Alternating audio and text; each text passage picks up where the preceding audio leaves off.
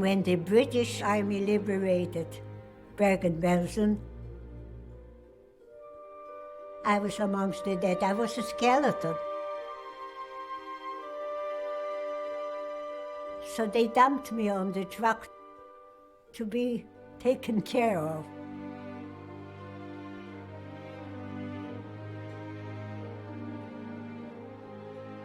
And in the last minute, one of the officers passed by.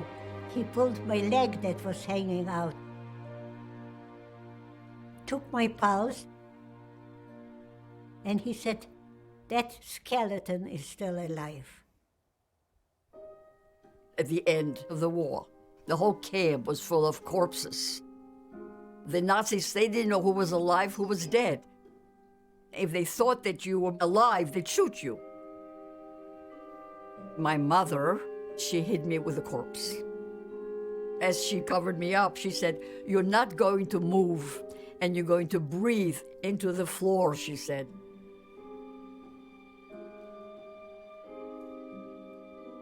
My job was to get into the camps as quickly as they were liberated.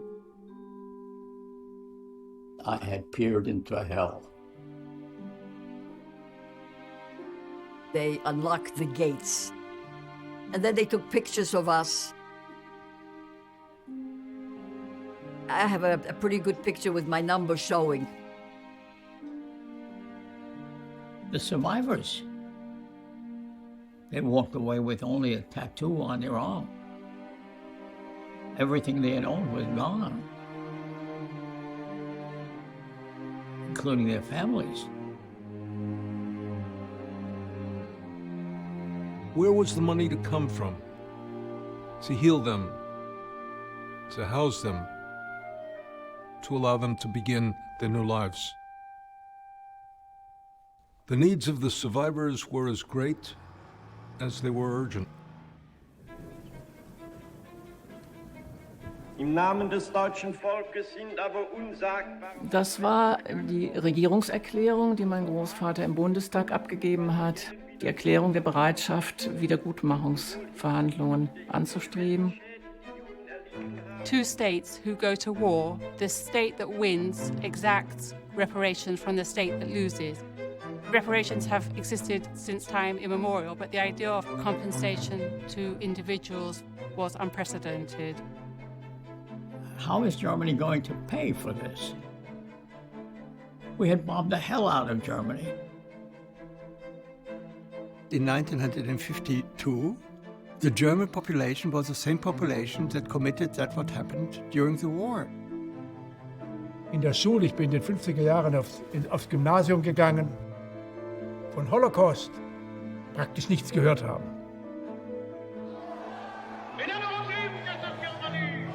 For the Israelis, it was really a dramatic change to begin a conversation with the representatives of Germany. It was for them like negotiating with the devil. Blood money, I always called it blood money.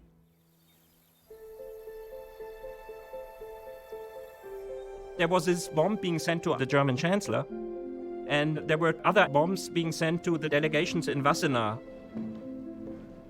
There was a terrorist group which was out to kill me and to kill all the others.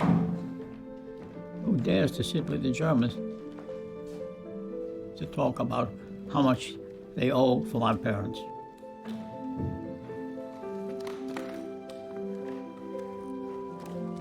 I don't know what happened to my parents and my sister.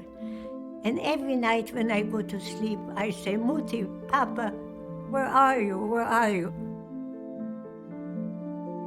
Where is my family? Why am I alone?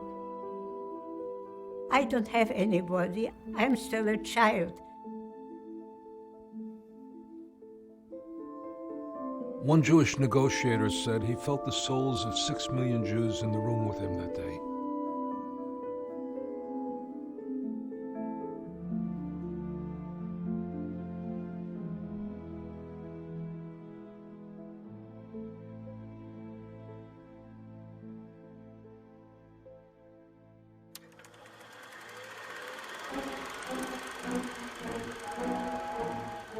At Weimar, all citizens were ordered to visit the concentration camp.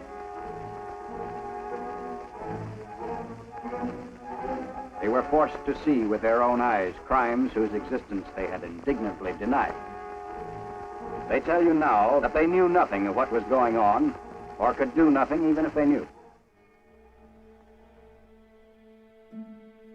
The Germans had for 12 years been indoctrinated that the Jews were a danger to their existence. They didn't really understand why they had to pay compensation. One has to see that everybody, even those who had been on the other side against the Nazis, they were not willing to deal with the crimes. Everybody was rejecting the notion of collective guilt.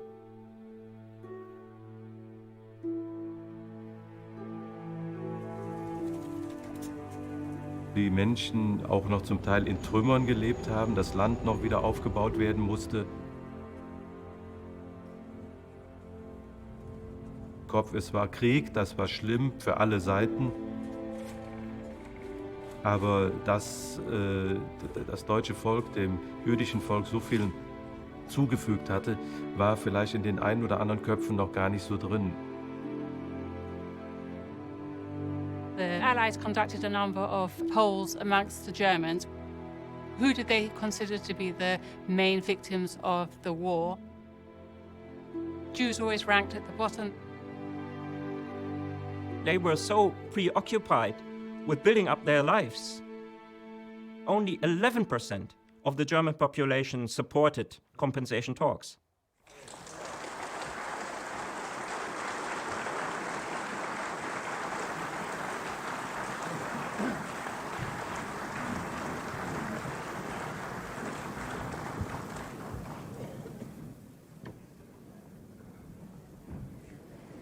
Im Namen des deutschen Volkes sind aber unsagbare Verbrechen begangen worden, die zur moralischen und materiellen Wiedergutmachung verpflichten, sowohl hinsichtlich der individuellen Schäden, die Mein Großvater war ja sehr früh in seiner Amtszeit als Bundeskanzler schon überzeugt, dass die Versöhnung und der Brückenschlag zu Israel und zu der jüdischen Weltgemeinschaft unerlässlich sei. Die Bundesregierung ist bereit, gemeinsam mit Vertretern des Judentums und des Staates Israel, der so viele heimatlose jüdische Flüchtlinge aufgenommen hat, eine Lösung des materiellen Wiedergutmachungsproblems herbeizuführen. He said that, of course, this compensation, this reparation is also, in a way, accepting German guilt. Adenauer hatte ein tiefes Verständnis, dass wir schreckliches Unrecht begangen hatten. Ich glaube, er hat aus moralischer Überzeugung wie aus politischem Verständnis heraus gewusst, dass er dazu versuchen muss, mit der jüdischen Gemeinschaft in Gespräche zu kommen. In 1949, West Germany became a new sovereign nation, the Federal Republic of Germany, with Konrad Adenauer as its chancellor. East Germany was behind the Iron Curtain, cut off from the West. As the first chancellor, he had the task of rebuilding West Germany as a democracy, regaining membership among the civilized nations of the world, and restoring the good name of Germany. He was a devout Catholic and had been opposed to Nazism. His family had paid a severe price for their opposition. 17 zum Oberbürgermeister gewählt. Köln war eines der Zentren jüdischen Lebens in Deutschland. Natürlich seine Freundschaft zu jüdischen Freunden ihm von den Nazis sehr vorgeworfen wurde und vorgehalten wurde. Also er hat die Nazis von Anfang an abgelehnt und daraus auch kein Hehl gemacht. Und abgesetzt worden. These are the German newsreel pictures put out following the attempt on the Führer's life. Conjecture runs high as to whether in fact... Mein Großvater war da zwar nicht involviert, dem Hitler-Attentat vom 20. Juli, und war als solcher verdächtigt worden. Er wurde also morgens um 5 Uhr abgeholt und nach Köln gebracht in das Internierungslager auf dem Gelände der Kölner Messe.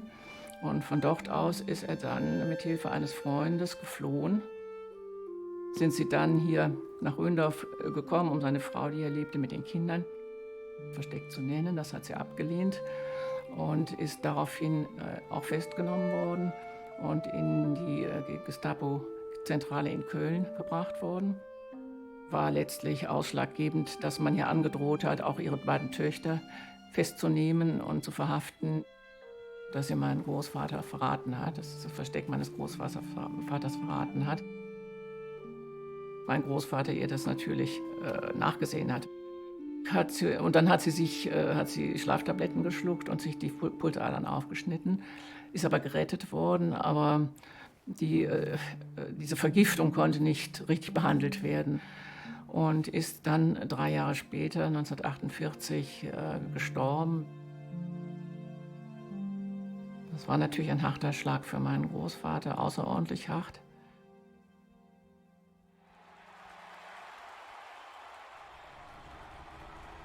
In Kenntnis dessen, dass die Menschen in Deutschland diesem Thema nicht so die Bedeutung beigemessen haben, von seiner inneren Überzeugung leiten lassen, dass dies notwendig ist, nicht nur vielleicht für seine eigene moralische Verantwortung, die er gesehen hat, sondern für das ganze deutsche Volk dann auch. Adenauer faced fierce opposition to the idea of paying reparations, even within his own cabinet. The biggest threat to Adenauer's plans was Finance Minister Fritz Schäfer. Schäfer thought that maybe the German Federal Republic is not capable of bearing that financial burden. I mean, I wouldn't call him an anti-Semite, but he thought that if Israel needs money, Israel should address maybe the United States or others for a credit. And he had a very important position in the German cabinet. He has the right to veto. So it was very important for Adenauer to overcome that. The speech by Adenauer was received by the world as a very brave speech. But not in Israel. We hereby proclaim the establishment of the Jewish state in Palestine, to be called the State of Israel. Like Adenauer, Ben-Gurion was building a new nation out of the ashes. The two leaders actually had a great deal in common. Both men were unique combinations of moralists and realists. The lesson that Ben-Gurion took from the Holocaust was that we, the Jews, need to protect themselves. No one saved the Jews. They can't wait for other nations to protect them. And if the Jews want to save themselves, they need weapons. For weapons, you need money. And no one is not going to give it to us. This evening, the invasion. Arab armies are pouring in. Their tanks have already crossed the borders, and the frontier settlements have helped the first onslaught of the fighting forces of the organized Arab armies. The Israel War of Independence was the longest and the most dire in the history of the Jewish state.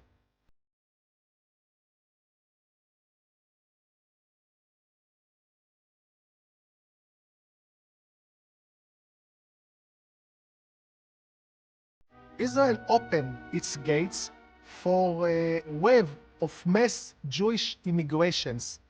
About 700,000 Jewish immigrants came to Israel, absorbed by a population of 600,000 Jews.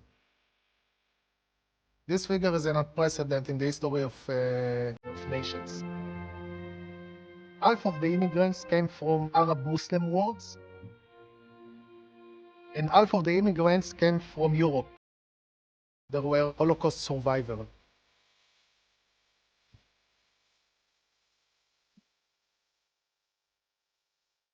In June 1950, Israel had about $65 million.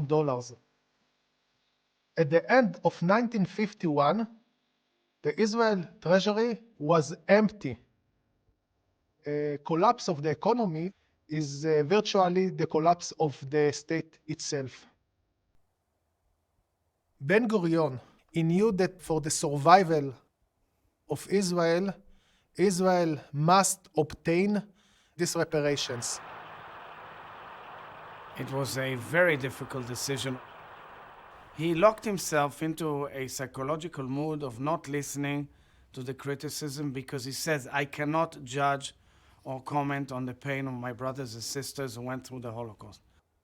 But now I have to do whatever I can to build a nation, to move forward.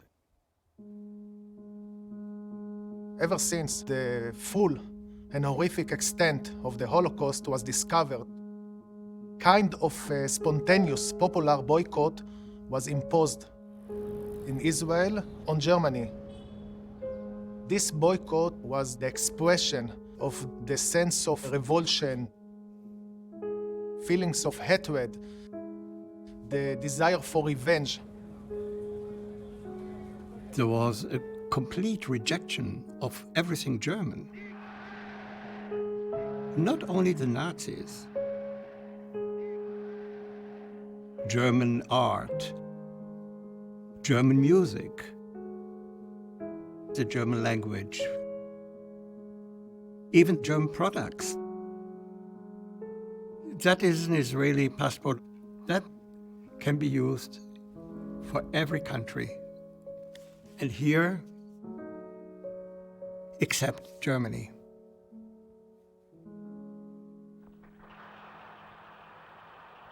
כשהמדינה קמה באופן טבעי, בן-גוריון הפך לראש הממשלה, ושרת הפך לשר החוץ. שניהם היו שותפים להחלטה להשיג שילומים מגרמניה. הוויכוח בכנסת התנהל במשך 3 ימים. לא היו הרבה מקרים בהיסטוריה של מדינת ישראל שהיו ויכוחים כל כך ממושכים וכל כך קשים כמו בנושא השילומים. I'm reading the excerpt of Sharet's speech at the Knesset. Jews were killed, but the German people continued to enjoy the spoils of the slaughter and pillage perpetrated by the previous leaders. Of this we can say, hast thou killed and also taken possession? A member of David Ben-Gurion's party during the debate rose and said, "You're a traitor to the Jewish people. Even if you sign an agreement with the Germans, they'll never pay. They're going to make fools of you." The emotion was very high in the Knesset, but it was nothing compared to the atmosphere outside the streets. לפני הדיון נואם בגין בהפגנת המונים בכיכר ציון. ההצבעה כבר נעשתה בטרבלינקה, באושוויצים. שם הצביעו יהודים בעינויי המוות. כסף השילומים יביא לטיהורם מהאשמה של המרצחים הגרמנים.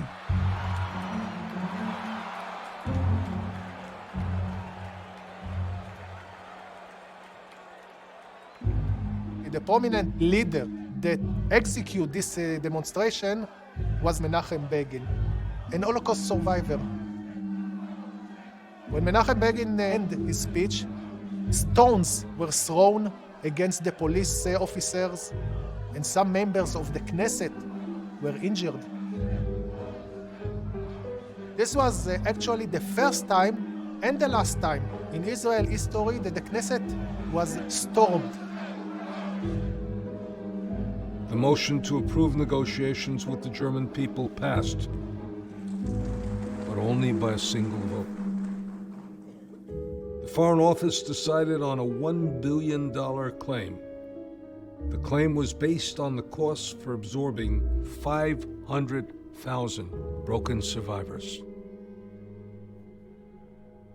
But Adenauer offered to negotiate with Israel and a representative of World Jewry. It was just one small detail. No such organization existed.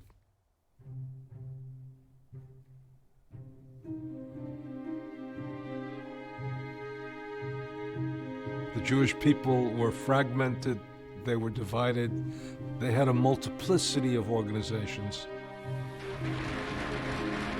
How do you bring them together to speak in one voice?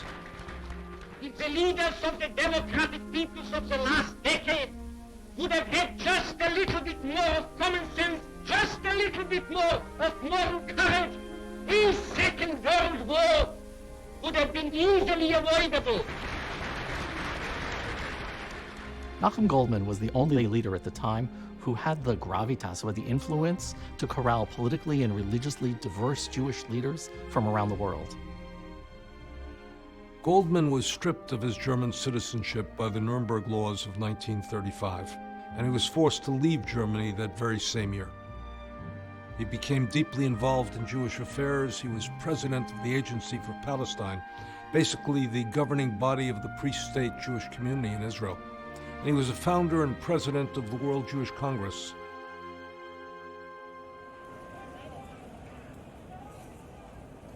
One month after Adenauer's speech, Nachum Goldman sent out invitations in the name of the Jewish Agency to 23 organizations, and it was arranged very quickly. They all got together in the Waldorf Astoria in New York. He did bring together a fairly wide range of organizations. The first big question was, who represents the victims? There were survivors in Israel, but there were survivors all over the world. In the early 1950s, there were still tens of thousands of Holocaust survivors who were living in the DP camps. They didn't have bank accounts, they didn't have homes to go back to, they didn't inherit anything from their parents who had been murdered, and they were deprived of an education. I recognize the representative of the United Israel's representative to the United Nations, Abba Eban, came to the meeting in New York. His main argument was that Israel should represent all Holocaust survivors worldwide. The other delegates refused to accept his position. They rejected the idea that Israel should monopolize is the word they used, monopolize the claims. That's not going to fly. The diaspora organizations also had ongoing needs in looking after Holocaust survivors, and there was the whole question of rehabilitating the devastated Jewish communities in Europe.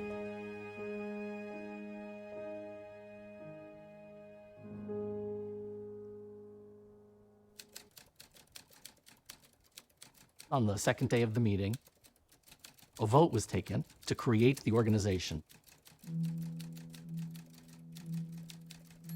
One group that was vehemently opposed was Agudat Israel, the representative Orthodox Jewry. The spokesman for Agudat Israel said, the Jewish world would commit moral suicide if the offer of Adenauer was not immediately rejected. The vote was 22-1 in favor. And thus, the Conference on Jewish Material Claims Against Germany, the Claims Conference, was formed. They decided to insert into an already unwieldy name the word material, because they wanted the world to understand this was about material reparations. But the issues of morality, of justice, those would not be solved or closed by a negotiation. The nascent Claims Conference had to figure out on what legal basis they would present claims. There was no precedent for what they were trying to achieve in international law. Fortunately, the Claims Conference had pulled in a handful of brilliant lawyers. We ask this court to affirm by international penal action man's right to live in peace and dignity, regardless of his race or creed. When I was still a student at the Harvard Law School, the first year class taught me that if you do harm to someone, a wrongful act, you have an obligation to try to make amends. Fundamental principle of law had nothing to do with Nazis, nothing to do with Germany. It had to do with law and morality. He had been drafted into the Army right out of law school and had never tried a case. Nevertheless, he was tapped to be the lead prosecutor in the Nuremberg trials of the SS mobile killing squads, who had murdered some 2 million men, women, and children.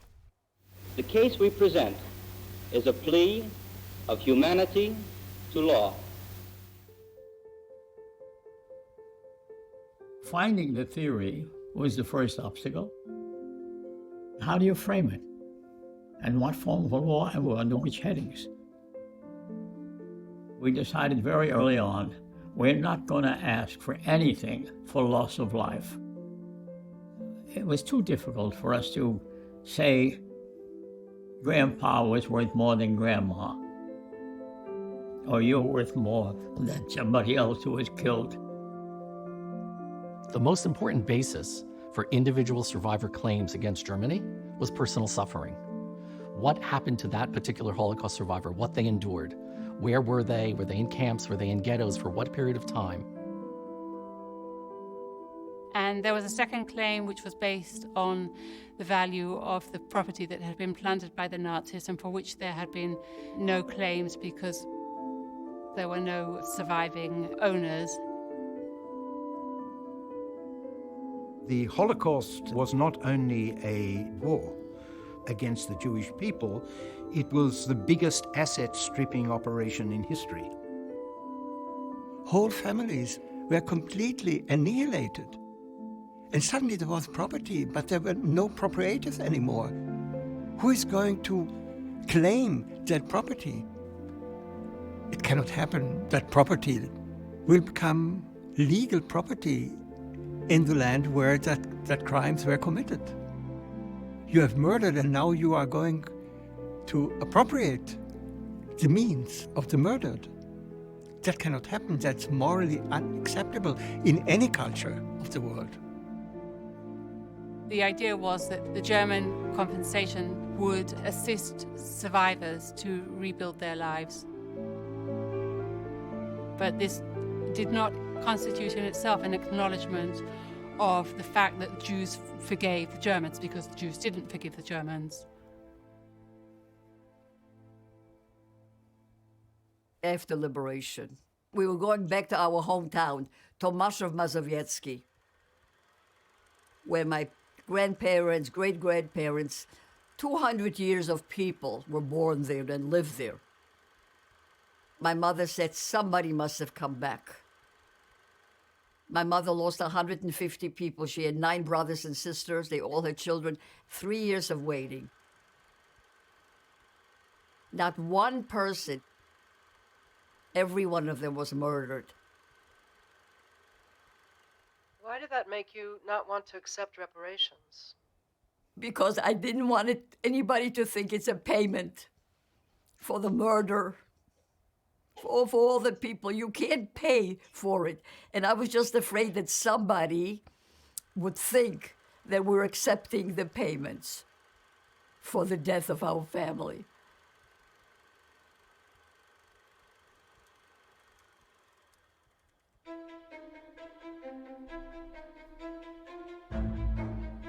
Before negotiations could begin, the Claims Conference and the Israeli government had to be absolutely sure that Adenauer was sincere, that he would agree to significant reparations, and that Germany would actually pay.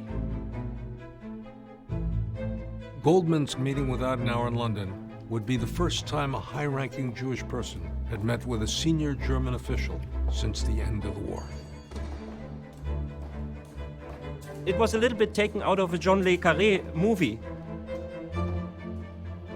Nahum Goldmann came through the deliveries entrance. Adenauer was already in the hotel, so it was all very, very secret.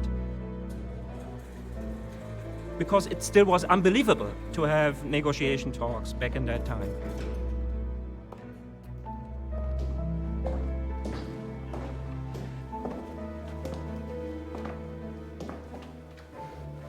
Bitte, Herr Goldmann. Guten Abend, Herr Bundeskanzler.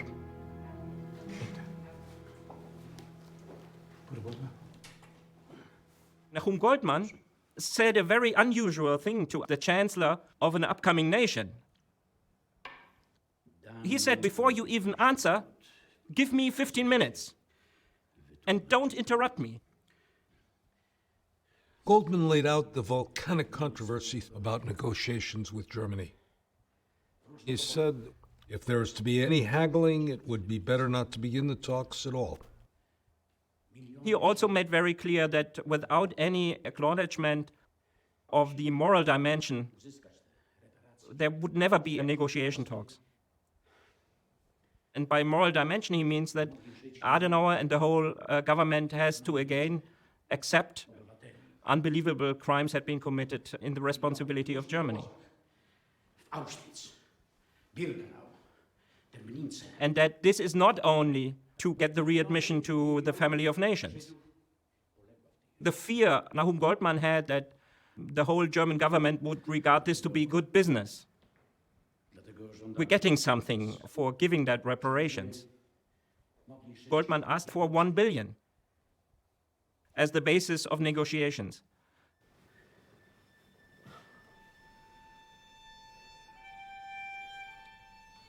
Goldman wrote in his diary that Adenauer said this to him at the conclusion of their meeting. Those who know me know that I am a man of few words, and I detest high-flown talk. But I must tell you that while you were speaking, I felt the wings of world history beating in this room.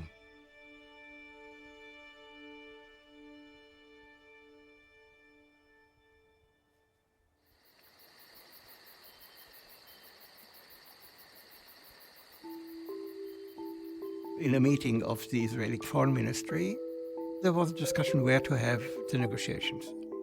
Well, first of all, it was clear it cannot happen in Germany. Germany was off limits for Jews. The location was secret because they were afraid that there might be violent attacks. So in the end, they decided to go to a neutral country. It was very hush-hush. I was told, get on a boat and you proceed to the meeting place, wherever it is. I didn't know where it was.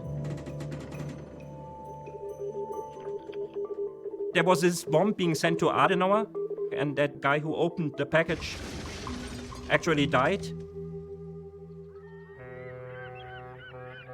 We landed in Holland, checked in at the immigration there. They looked at my papers, and they said, wait a moment. And then a man came out in a big car, and he said, I'll get in, I'll take you to where you're going. I said, can you tell me where you're taking me? He said, you'll see. The Kastelle Udwassenaar, which had been given by the Dutch government for the purpose of this meeting. Well, the three parties that met in Wassenaar, the Federal Republic of Germany, or West Germany, the State of Israel, and the Claims Conference. And none of those organizations even existed before the war. And there was no guarantee that the negotiations would reach a successful conclusion. The Claims Conference set up a delegation made up of Ben Ferencz, Jacob Robinson and Nehemiah Robinson.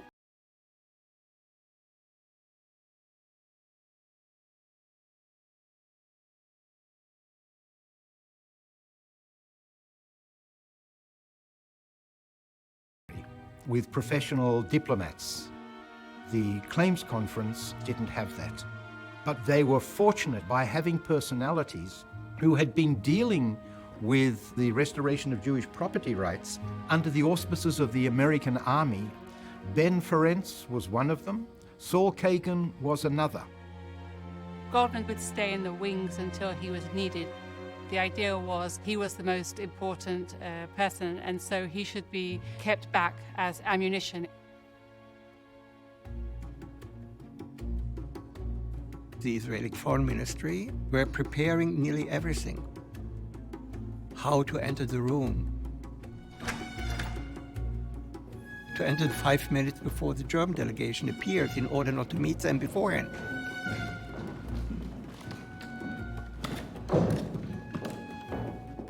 Everybody have seen all those movies. Yeah, if somebody takes a cigarette, the other one wants to be polite and stretches his hand out with a lighter automatically.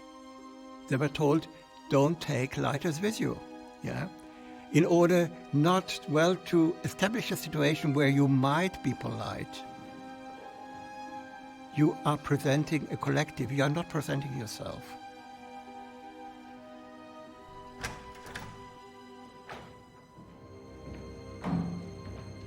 Everything was choreographed not to come close to the Germans.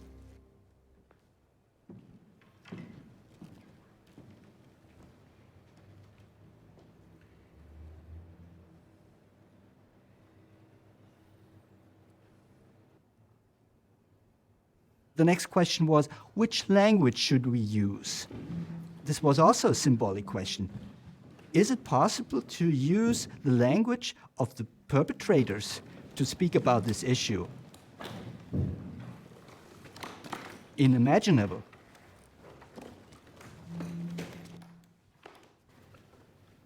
Good afternoon, gentlemen.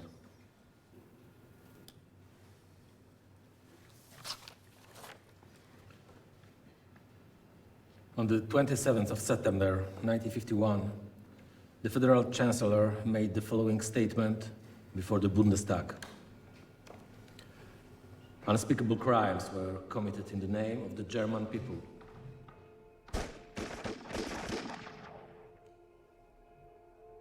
This imposes upon us the obligation to make moral and material amends, both as regards the individual damage which Jews have suffered, and as regards Jewish property for which there are no longer individual claimants. It further hopes that the efforts made by Germany to remedy the damage done to the Jewish people will be appreciated as giving proof to our earnest and sincere desire to render Wiedergutmachung.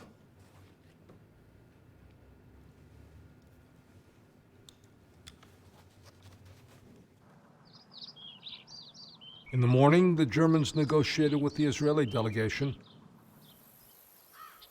In the afternoon, they negotiated with the delegation on behalf of the Claims Conference. In the evening, the Claims Conference and the Israeli delegations met to coordinate their strategy.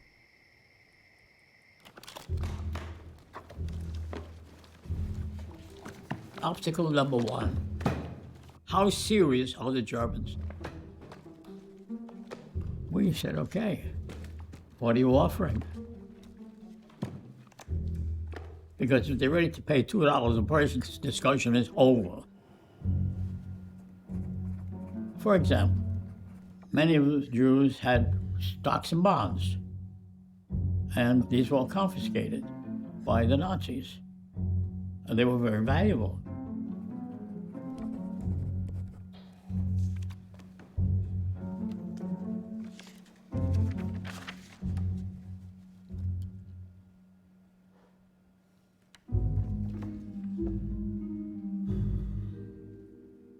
And they said, look, there's millions of dollars worth of stocks there.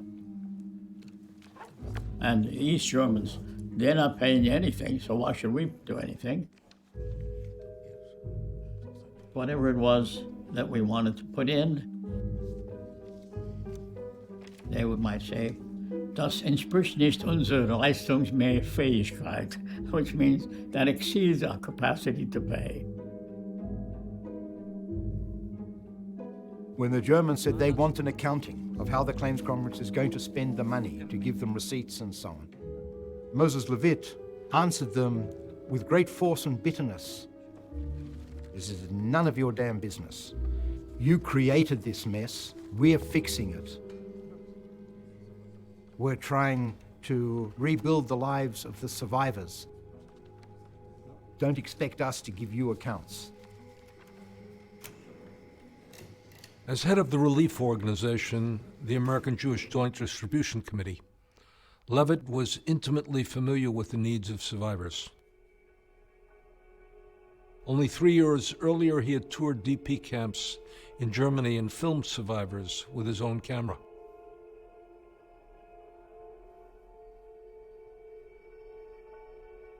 During the negotiations, he wrote in his diary, sick and exhausted, stayed in bed uninterested in the whole world, and wanted to chuck the whole thing and go home.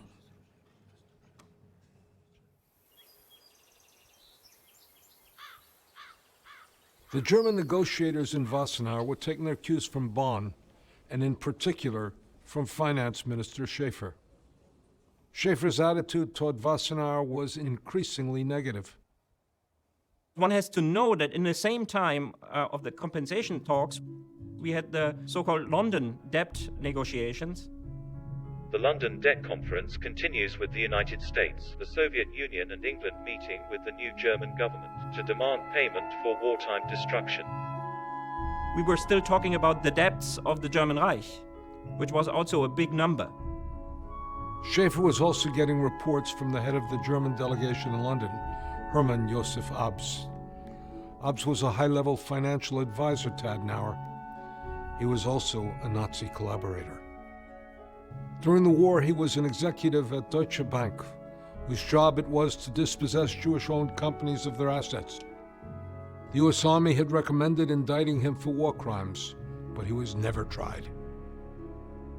Dealing with Abst was a very difficult issue. It was clear to everyone in the claims conference and in the Israeli delegation that they had no choice but to deal with the Germans as they were, including those that had been Nazis. The Germans would have liked to put the whole issue to London, which would have meant that the Jewish claims might have been part of the larger issue of German debts resulting from the Second World War.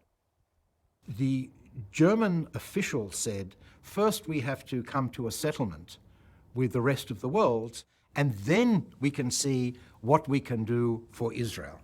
And Israel said, no, it has to be the reverse.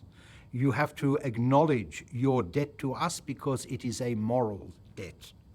And only then can you settle with the rest of the world.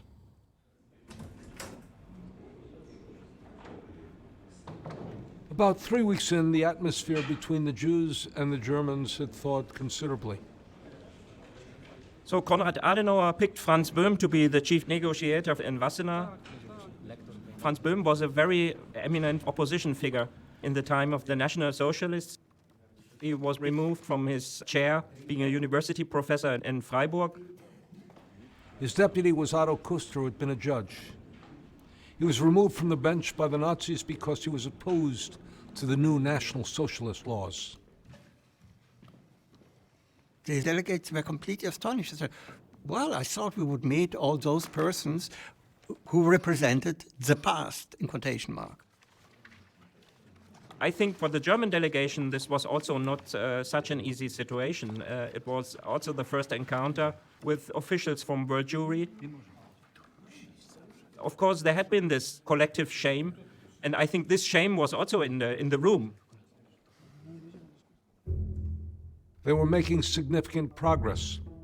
Then, suddenly, the German delegation informed Israel in a claims conference the negotiations in Wassenaar could not continue until the London Debt Conference was finished. This was exactly what those in the Jewish world who had opposed negotiations had feared all along. The Jews would agree to negotiate, and then the Germans would renege on their promises. The Jews would be made to look like fools in the eyes of the world, and worse yet, even in their own eyes. Böhm and Kuster were disgusted by this. They were shocked that their government didn't want to move forward with talks on Jewish claims. Böhm and Kuster resigned. They said, our government is not serious. So that was really a treasonous act on their part. Because the Israeli government was so desperate in need of money, Abs was trying to get a cheap deal. So he brought forward an offer to the Israeli government. It consisted of 100 million, which was far away from the expectations. The number which had been on the table so far was 1 billion.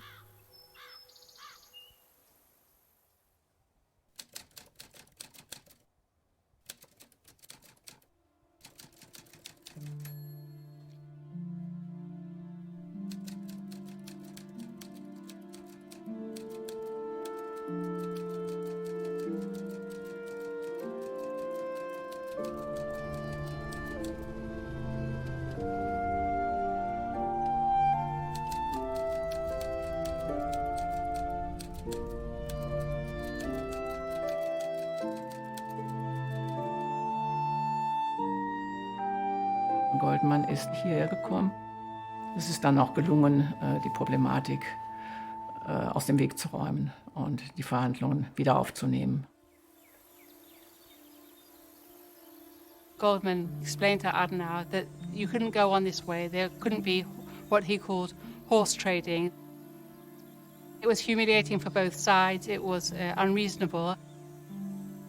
Adenauer was under pressure to achieve some deal. That's the dynamics of negotiations. At a certain point, you cannot step back without producing a lot of damage, and the damage would have been huge at that time. Without a deal with Israel, Germany would have not been able to succeed in the international realm. Ja, mein Großvater, Ethik und Moral waren Grundlagen seiner Politik. Gleichzeitig war er natürlich auch Pragmatiker, das musste er auch sein. Er war auch Taktiker, dass die ethische und die moralische Verpflichtung dieser entsetzlichen absolut ausschlaggebend war und dass das treibende Motiv war. Jeglichen Nutzen für Deutschland auf die Wiedergutmachung hingearbeitet hätte.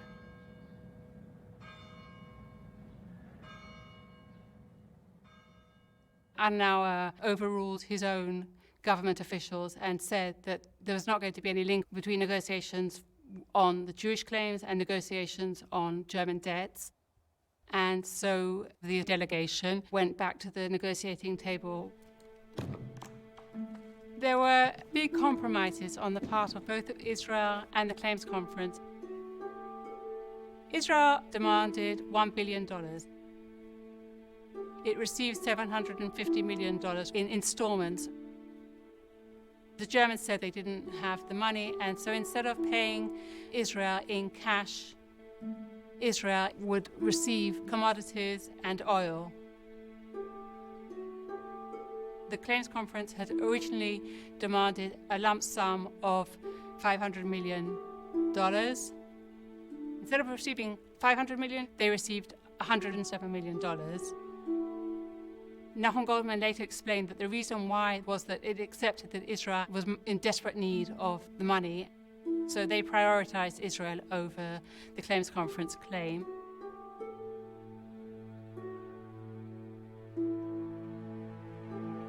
The Claims Conference was negotiating partly for a global payment that would go to help the Jewish people, but an even higher priority was to help Holocaust survivors individually to receive pensions directly from Germany that would help them live out the rest of their lives in dignity. But there were many people who were not eligible under the original program. People who lived behind the Iron Curtain, people who had been in hiding or in other places that they weren't eligible. The view of the organization ultimately was, let's do what we can now, and let's keep fighting for justice.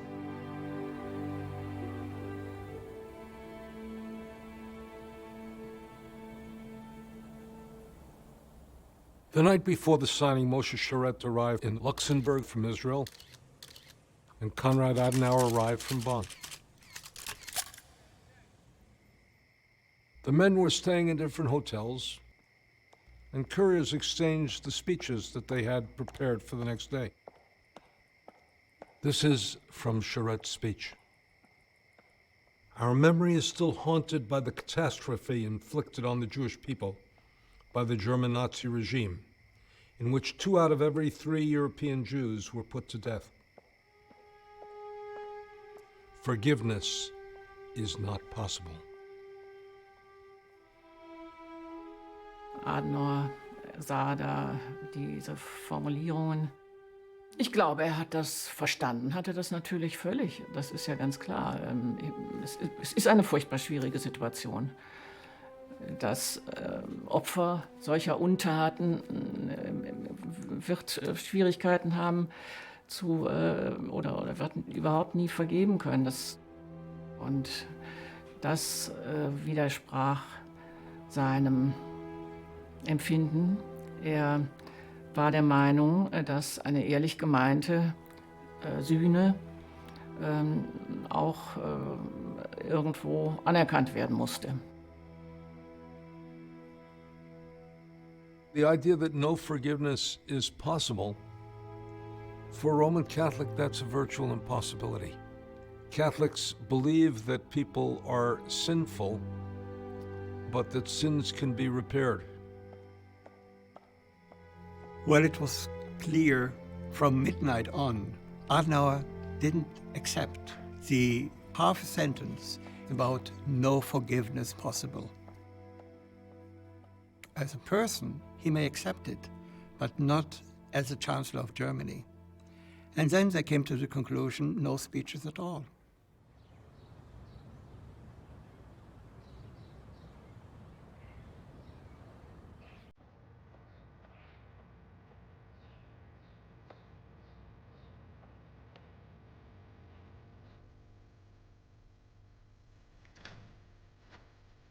During the choreography of signing the agreement, both delegations arrived from different doors. They entered the room. Names were whispered, Mr. X, Mr. Y, and so on and so forth. And then silence prevailed in the room for about 12.5 minutes.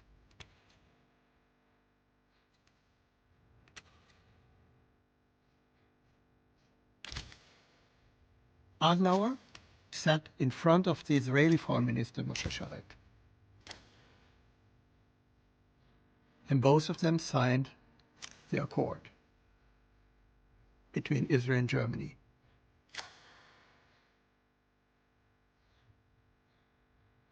I'm sitting next to Nachum Goldman, and right opposite me is Chancellor Adenauer. Time comes to sign the contract for the claims conference. That had two parts to it. Goldman whipped out his pen and he tried it. That didn't work. But I gave a pen which my wife had given me when I graduated from Harvard. And I carried it with me throughout the war. Good luck charm. I give it to Goldman. And the treaty was in fact signed with my pen.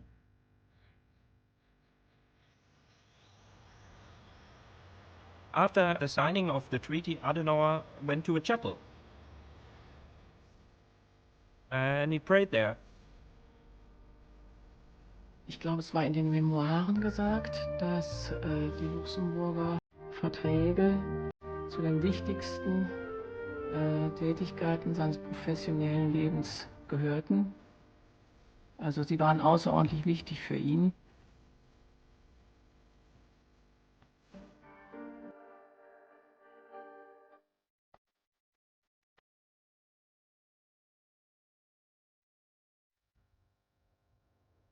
After the agreements were signed, Nachum Goldman wrote a letter to Konrad Adenauer.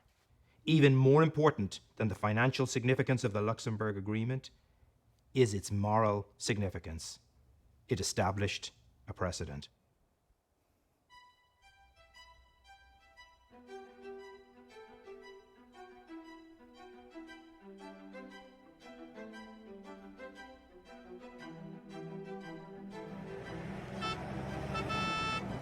According to the agreement, West Germany promised to pay Israel in goods and services.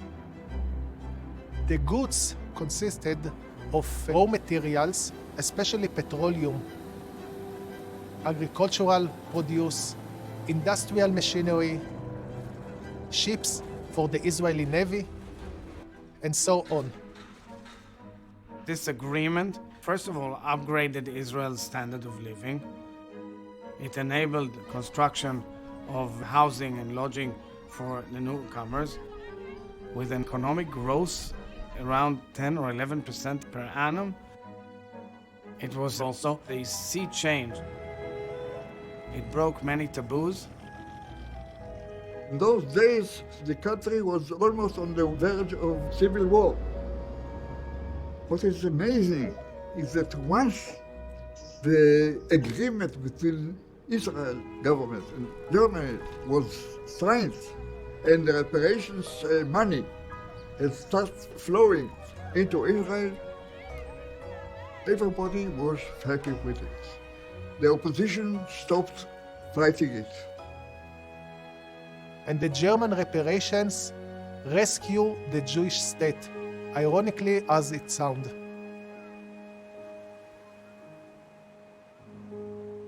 There's no question that the payments to the state of Israel were an unqualified success. As for the individual payments to survivors, it's more complicated. ועליתי ארצה עם עליית הנוער בשנת 1948. הייתי בת 18. אמא שלי החליטה לנסוע לגרמניה לקדם את הנושא של השילומים. אני חושבת שהיא אמרה שעושים, אז עשיתי. כשאנחנו רק ירדנו מהאווירון, ואני שמעתי את הגרמנים צועקים אחטונג, אחטונג. עם כל השפה הגרמנית ששמעתי, זה הזכיר לי את הכל, ואני הייתי בחרדה גדולה. נסענו בחשמלית, ואימא שלי ירדה בתחנה, ואני לא הספקתי לרדת, ואז נכנסתי לכזאת חרדה,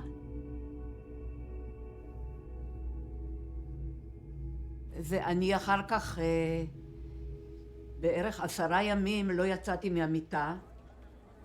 אני יודעת שאימא הייתה הולכת וחוזרת לכל מיני עורכי דין ומשרדים, ואימא שלי הצליחה לסדר את השילומים, זה כן.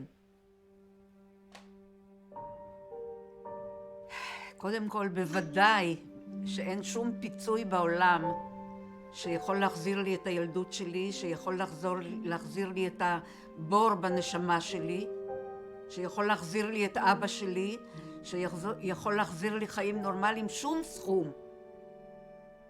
אני ניסיתי להתאבד. ניסיתי פעמיים להתאבד. אבל בעקבות השילומים יכולתי ללכת להתפתח, יכולתי ללכת לאוניברסיטה, יכולתי ללכת לטיפול פסיכולוגי,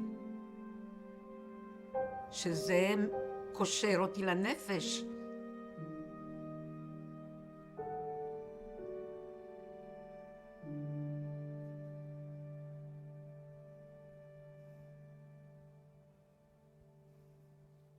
Blood money, I always called it blood money.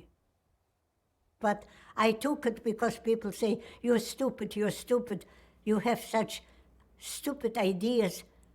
Take it because they owe it to you. It was very difficult to accept reparations. Personally, I felt that for murdering my whole family, that was a very small price to pay, and that we should take the money. When I first heard about reparation, I was living in Brooklyn, New York, with a host family, and yes, with my sister. My mother's sister, Rosie, was the one who really, really needed the money. She was genuinely ill. My whole life in Auschwitz was guided by the fact that I was with Rosie. I felt that I belonged to someone who is strong and will take care of me as a mother would. Rosie applied. She said that she had the tattoo on her arm and that her family was destroyed. And then she also told them the basic facts, that her health was very badly affected, but she would say nothing about her mental state. She would not open her soul to the German doctor. The doctor told her that the physical conditions she could have acquired after being liberated from Auschwitz. Restitution was denied. I felt a lot like Rosie, that I don't want your money, but I did take it because I was a young girl. I was able to go to school because I had that money. We needed basic things, clothes, shoes. So this was the only money that we really had to live on. Many of the survivors They all felt that they didn't get enough, and they were right. But the amounts totaling were quite a bit. There were, from the beginning, different perceptions from the German side and the Jewish side about what lies behind these agreements. From the German side, this was what they called Wiedergutmachung, to make whole. We don't use that term because we don't think it's possible to make whole a Holocaust survivor who's been through the unimaginable. We call it compensation, recognition, and acknowledgement. Important, but this doesn't make whole. We don't have the right to forgive. Germany is a very important ally of Israel today and a very close friend. But it does not erase the past in any way. Wiedergutmachung gibt es am Ende, wie ich gesagt habe, auch nicht. Aber ich glaube, wir haben uns und wir bemühen uns weiterhin, wo immer wir können, Unrecht wenigstens zu lindern, die Folgen von Unrecht zu lindern. Und das ist doch ein breiter Konsens. Aber das war natürlich Anfang der 50er Jahre viel komplizierter. The Germans mistakenly thought that the Luxembourg agreements were the beginning and the end of all negotiations on reparations. And in fact, this was just the first round of many, many more rounds of negotiations. When the program first started, those programs provided a quite limited subset of survivors, and what the job of the Claims Conference has been ever since is to broaden and expand the eligibility. Ich muss ja für meine Person sagen, ich habe diese Verhandlungen seit 2006 führen dürfen und habe ja dann in den 12 Jahren, die ich das gemacht habe, ja immer wieder festgestellt, dass es ja auch neue Tatbestände gibt, dass es auch so spät immer noch feststellen muss, dass es Menschen gibt, die keinerlei Wiedergutmachung, Entschädigung erhalten haben. Ultimately, these negotiations are not over just money or even individuals. They're negotiations over history itself. What happened and how Germany and we as a society understand that history and acknowledge that history.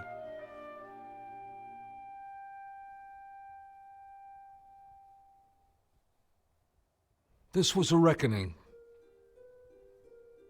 The first reparations ever paid by a state to individuals the state had harmed. An honest confrontation with your past is the most important way in which you can build a different future.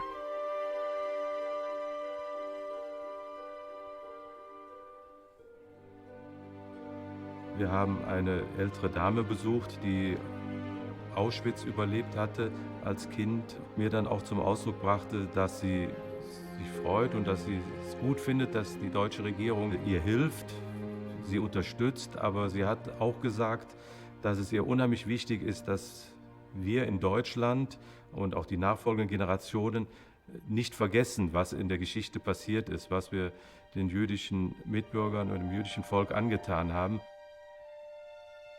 Ich habe schon in den Gesprächen immer zum Ausdruck gebracht, dass ich jetzt nicht der Auffassung bin, dass die nachfolgenden Generationen eine Gesamtschuld tragen, weil Schuld ist für mich immer was Individuelles, was Persönliches.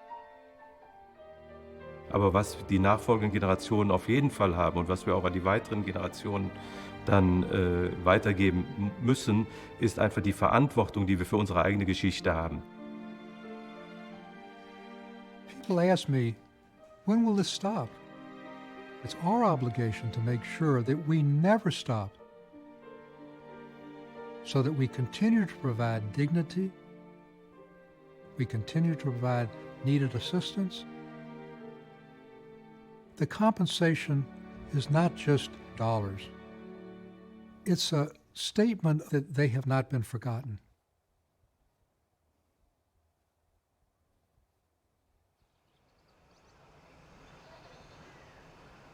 I hope Luxembourg was a stepping stone toward a more humane and peaceful world. It illustrated the determination of human beings to survive and to carry on. My mother was a concert pianist. I grew up with music.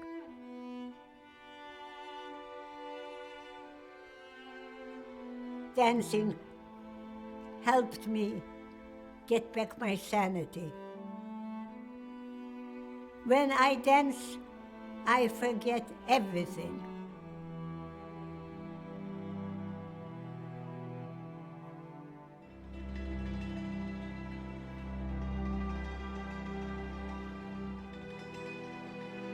I see only beauty and I hear only beauty.